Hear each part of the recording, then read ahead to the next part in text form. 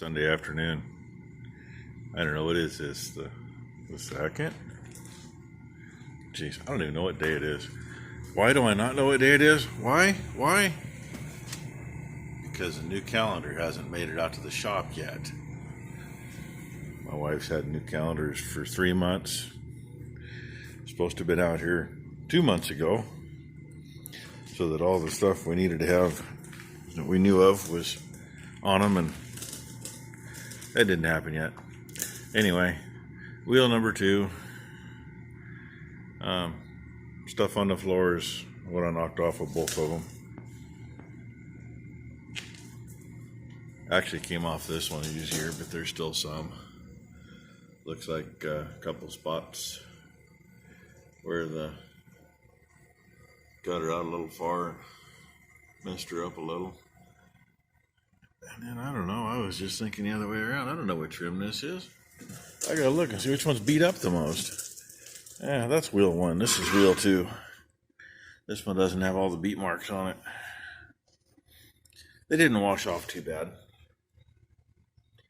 That don't take too long with the little grinder and a flap disc on it to smooth that off. Clean around the holes so I can weld them up and smooth them back off. So anyway, hey, here's the rollers I was talking about the other day. They work handy. That's the first set we made. 2 rollers. They're on an angle where they meet in the middle. The center shaft on the roller is actually at the edge of the square tube, and here they're at the middle of it. They are level. They just wider in the middle, which helps keep the wheel centered. And oh god, what are these? 3 feet wide, I think. Somewhere in that neighborhood. 33 inches. We did do some wheels that were too wide for that. So we'd set one on one set of sawhorses and set the other one that's upstairs. We'd space it the same. But we had to be really careful because usually those were too big a wheel for this roller. Used to have a lot of fun with this stuff. Anyway, I figured I'd get the catch up here. They're both that far. We got screwed up earlier. It only took about 10 minutes to wash the rest off that one. I get into that one and I had a little trouble. Burned a tip up and turned right around and buggered another tip up and buggered up the shield. I gotta get some more. I still got packages of tips, but the shield looked like it had a crack in it, and I think that was kind of hurting what I was doing. Everything kept wanting to arc off to the side instead out in the middle. But number 2 needed the oil change in her car, so the girls did that outside while I was burning in here. And she said something yesterday about her brakes give her some trouble yesterday, so by then it was raining and then it was snowing. So we opened the doors up and I moved what I was doing here because we got just enough room to get it in. Pulled it in, pulled the wheels off, and took a look. And I don't know, I hope she don't have a problem. They look fine to me. She's got, I don't know, at least 1/8 of an inch before it's down to the scrapers. So unless the pads are coming apart, they should be all right. But they look good without taking them off. She got about a year on those. And number 1 only had about not even a year on hers. We did both of them about the same time a while back. Well, about a year ago. So, anyway, I'll get you some more. I'll get to grinding it tomorrow. I'm not going to do it tonight. After using the air chisel to knock the slag off, I'm done. Maybe I'll go in and see part of the good commercials today anyway. I ain't that much on the ball game, but some of the commercials are worth it. Watch the commercial and then go to something else and figure out when the commercials come back.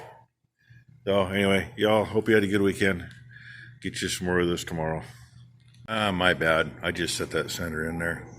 I was going to show you where I filled in the holes and had it ground down, and I literally just cleaned the edges of this center up. It was actually made the bolt into a rim before, but yeah, it's getting welded in. It's setting pretty decent. It's going to be about where I figured. I don't know how much tweaking I got to do. It's maybe an eighth of an inch up from right there. This other side's 3/16, a little strong 3/16. It's actually just even right there, so it's pushing a quarter off here. I just set it in, that's all it's doing. Good thing is the edge of these rims hasn't been beat up or anything, so I can lay a couple flat pieces across, a couple pieces of tubing, and then space down and clamp everything up and weld it in. Because the center don't have to be tight against the rim when you start. Get it tacked in and weld it. Weld's going to fill it. Factory centers, they actually press them in. That's what makes one thing that makes them a pain to get out. And I don't know if you can see it. I don't want to take the wheel off. Look at that. Cleaned a bunch up. And yes, it's in the right direction because this is the back side. The other side of those center holes is chamfered for the nuts. I guess other than that, it's about ready to go. I usually set these up on just on sawhorses because you can block underneath and shim it that way to get it even, but yeah, that's a long ways to go. It's easier just to throw a couple pieces on top, clamp it together. We'll see how I do it. 10 million different ways. I'll pick one of them. So it's still sitting on here. Once it's tacked in, I'll probably get, I don't know, half a dozen tacks on it, I suppose. Then I'll flip it up and set it on here so it'll roll. It'll actually roll. That's one thing with 4 separate rollers. See if I can do this one-handed. You can still turn it. You just got to be careful because it wants to move wrong if you're not careful. Oh, anyway, we'll see if I can get some with some weld on her here in a little bit. Until then, yeah, I got to clean that one up yet. I don't remember who it was now. Somebody said something about saving a lot of grinding, and yeah, I did save a lot of grinding. I did actually wipe out a disc, flap disc. It already ground a little bit beforehand, but not too much. But I got this rim all cleaned up, welded up quite a few spots I needed to weld because with oxyacetylene, I actually burned into the rim in quite a few places, so I filled them in. So there was a lot of welding there too. I started taking the paint off for welding, and that's when the other disc kind of gave up. It's worn out enough to toss, and then it packed full of paint. So this one got to take the paint off the center, and it plugged up with paint. Once I start grinding again, I start on that one. It'll finish it, I'm sure. Even though I got a couple holies to deal with. It'll be all right. You won't notice it when it's sitting out in the field full of mud and half covered by a crop, right? So, all right, I'll get you some more later. Well, there it is. There's 8 tacks holding it up there. 6 of those 8 are all the exact same measurement. I think it's that one. Wait a second. See where the stem is. I know there's a stem on it somewhere. Round and round we go. Okay. So that one and that one are 1/64 of an inch deeper than the other. Yeah, than the other 6. One in between them matches the 5 that are on the other half. So that's where it's going to be. That little bit, the tire mounted on the rim shows more off than that. So And if you go measure any rims you got laying around, they could be off that much too. So now to sit here and melt some wire.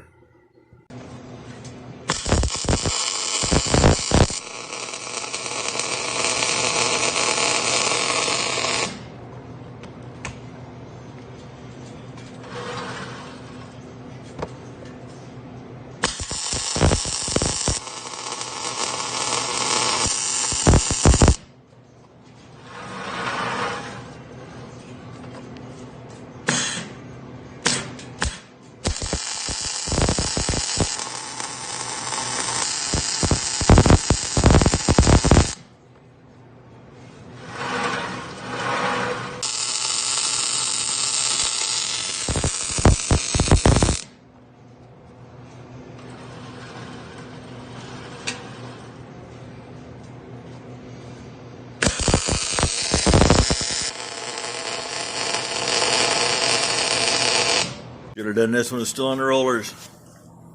There it is, it's welded in. Just like so. Only thing I gotta do yet is make some gussets, 6x6 gussets. Being it's a 10-hole bolt pattern, I'm gonna go with 5 of them so it comes out even. There's what you get when you burn good. And there we go. I asked number one when we came back in here after lunch if I passed welding class or not. She started picking out little spots. You got a spot you didn't weld? I said, yeah, I did. There's a tack underneath it that's 1 inch long, so I'm not worried about a 1/8 inch spot that blends down. So anyway, there's one done. That was the first one that got took apart, so it was the one with the dings and stuff in the middle of the rim. It ain't gonna hurt nothing. It appears to run true, what I can tell. Get some grinding done on this one and see how far I get on it. This one actually I think will be less grind than any other one was. Number one, it don't have the dings from the chisel and it just came out cleaner. In my opinion, there's still, yeah, it's pretty thick in there. I could have got a little closer, but I got tired of it. Okay, we'll see if I get more later. Yeah, I'm still working on them. The other side's welded. This side's evenly done all the way around. And yeah, it still laid a nice bead, but I'm out of CO2. So field trip to town tomorrow. Get some CO2 and gussets that hopefully around 10 o'clock in the morning will be cut for me. I can cut them, but I don't have the material, and so much nicer if they shear them for me. Gonna put 5 gussets on each one. So that, and I gotta stop and see the guy anyway. He's got my good battery charger / booster. It got fried this summer when we had trouble with the bale wagon. So that's what the other side of the one sitting up here looks like. And look at, that's what the other side of the other one looks like. It's just got more weld to it. Hey, I got me a couple of shout outs. Well, I got me a shout out, I should say. Old South Saskatchewan farmer. He returns the favor when I give him a shout. And he's actually, I think in the last couple of weeks, he's probably mentioned me 3 or 4 times. He says, oh, you gave me one, I owed you. So, hey, if you haven't done it, check him out.